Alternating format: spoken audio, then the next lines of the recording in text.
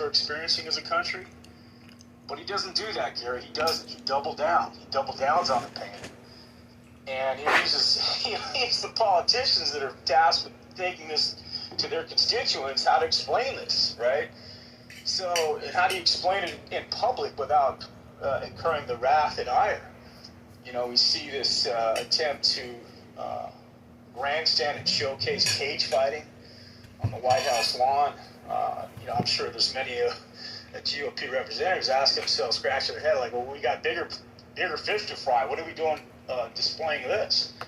So peanuts and circus, sir. The aggrandizement, Gary, is eventually going to run out. I don't think we can tolerate too much more of it, and hopefully our 2026 election outcome reflects that.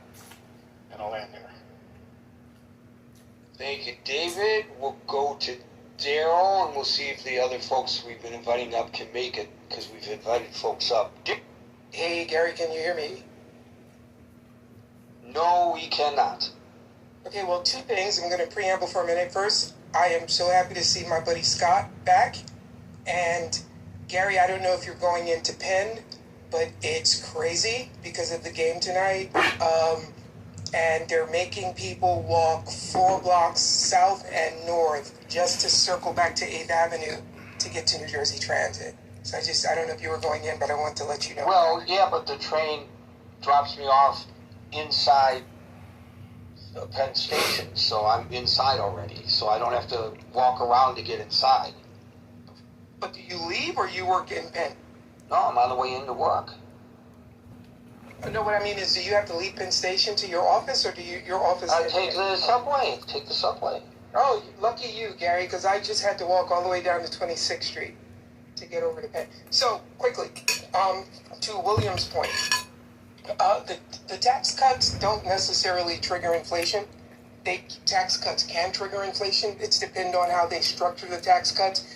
The tax cuts to the rich, the last round, won't necessarily trigger inflation, but what they'll do is, because it's less tax revenue, we'll probably have to increase our debt, like issue more like bills and bonds and notes and stuff. So it's going to increase our debt.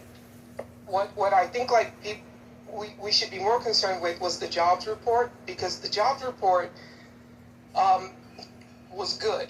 And so what that means is that it's less likely that the Fed is going to lower rates. If the jobs report had continued to be bad, the Fed might have considered lowering rates to kind of help the economy. But if more people are working, then the Fed doesn't see it as necessary to lower rates.